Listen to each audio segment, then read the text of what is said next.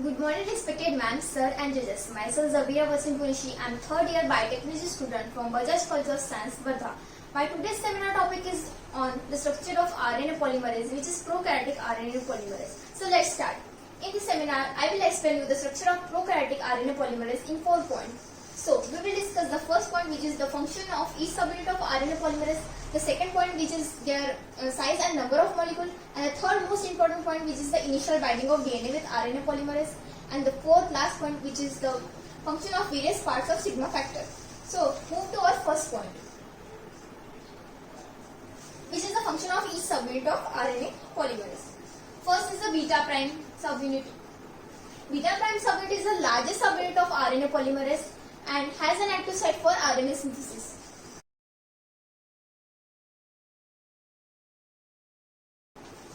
And it carries an catalytic function which helps in the binding of DNA template strand.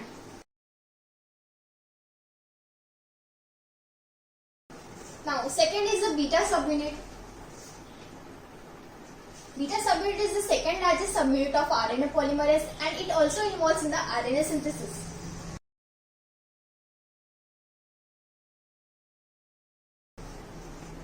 And it is responsible for the binding of DNA or DNA binding active center.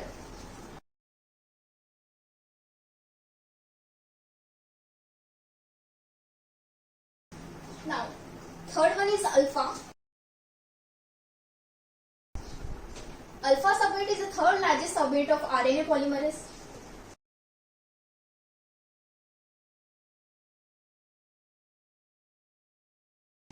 And each unit has 2 domains.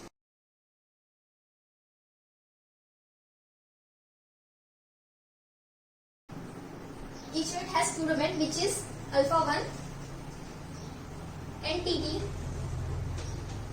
which is called as the N-terminal domain.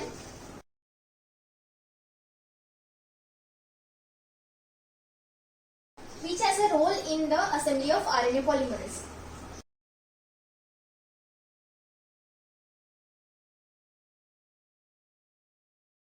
The second one is alpha 2 CTD, which is called as the C-terminal domain.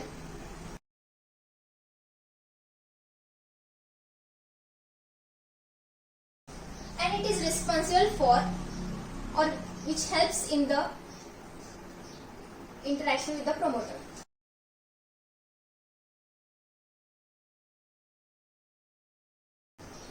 So these are all 3 subunits. We will move further to the other units, subunits.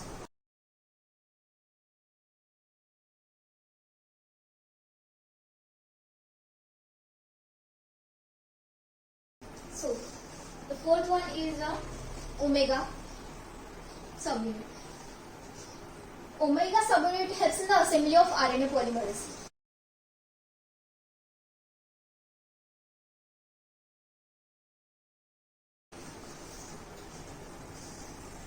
It helps to restore the denatured RNA polymerase to its function form.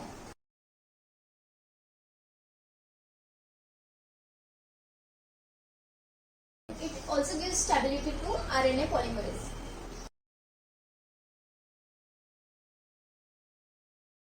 It also provides the protective function to the beta prime subunit.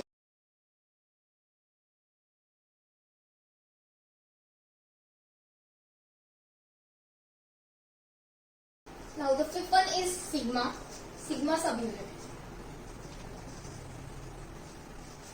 First of all, it is not a part of core enzyme.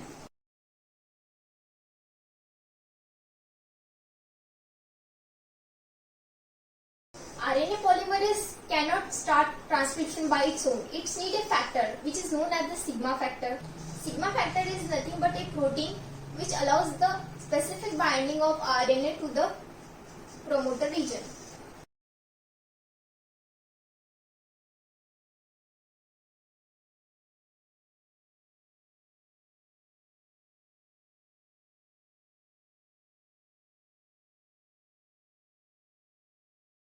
So the complete RNA holoenzymes contains 6 subunits, which is beta prime, beta, alpha 1, alpha 2, omega and sigma.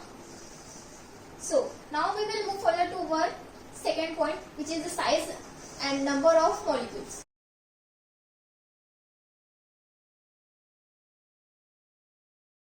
So first is beta prime. Beta prime has a size about 151 kilodalton, 155 kilodalton, and number of molecules are 1. Second is the beta subunit, which has size about 151 kilodalton, and the number of molecule is also 1. Third is alpha subunit, which has a size about 36.5 kilodalton, and the number of molecules are 2. Fourth one is omega, which has a size about 91 kilodalton, and the number of molecules is also 1. And the last one is the sigma subunit, which has a size about 70 kilodalton, and number of molecules is also 1. So these all are the size and number of molecules of subunits. Now we will move further to our third point, which is the most important point, which is initial binding of DNA with RNA polymerase.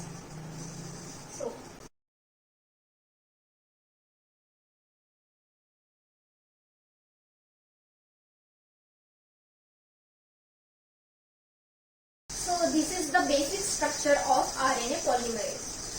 Now we will see how the initial binding of DNA with RNA polymerase occurs. So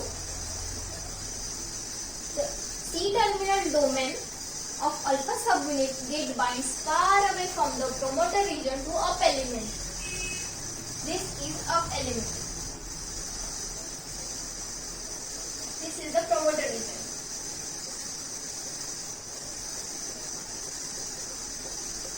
Which has -35 and -10 sequences. So, C-terminal domain of alpha subunit gate binds far away from the promoter region to up element. However, C-terminal domain is attached to the N-terminal domain of alpha subunit with a flexible linker. This is called as the flexible linker.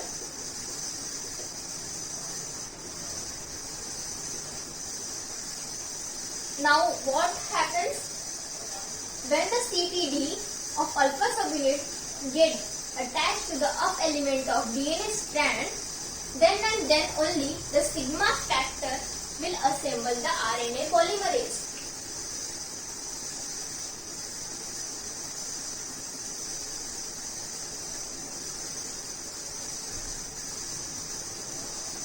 Because we all know that RNA polymerase cannot start transcription by its own. It needs a factor which is called as the sigma factor. Then the sigma factor will attach to the promoter region of -35 to -10 sequences. But still sigma is not able to recognize the promoter sequences. So in shortcut, what we have seen, let's see. The C-terminal domain of alpha subunit gate binds far away from the promoter region to up element. However, C-terminal domain is attached to the N-terminal domain with a flexible linker.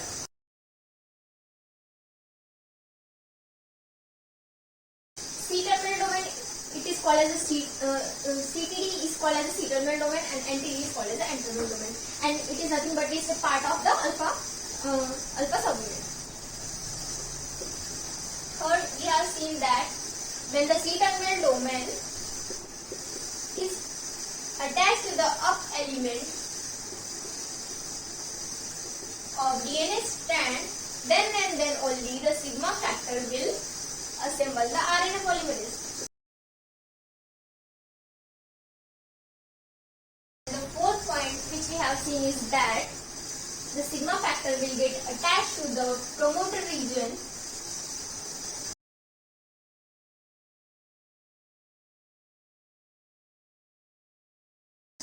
but still sigma factor is not able to recognize the promoter sequences, which means minus 35 minus 10 sequences.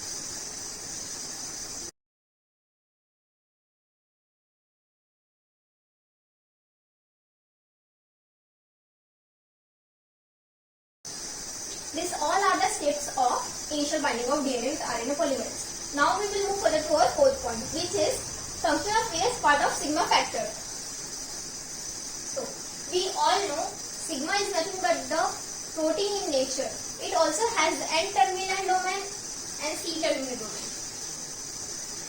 These all are the sigma factor subunits, which includes 1.1, 1.2, 2.1 to 2.4, 3.0 to 3.2, 4.1 to 4.2. And this is a deviated tetrad strand which has a promoter region which includes minus 35 to minus 10 sequences. Now we will see this all sigma factor subunit in detail and their functions. So first is the sigma 4. From 1 to 1.1 to 1.2. It is combinedly called as the sigma 1.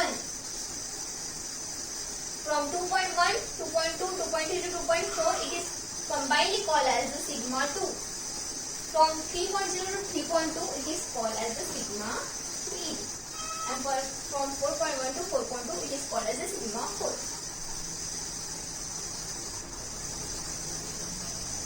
Now, sigma 4. Its function is to identify the 35 promoter sequence.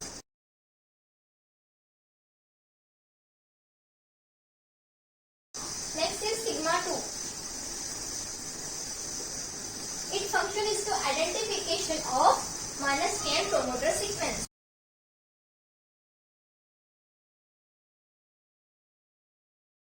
Third one is sigma 2.3. Its function is, it is the site of melting of DNA strand. It is responsible for the melting of DNA strand. The last one is sigma 3.1. The sigma 3.1 is the linker between the 4.2, or we can say that the sigma 3.1 is the linker between the sigma 4.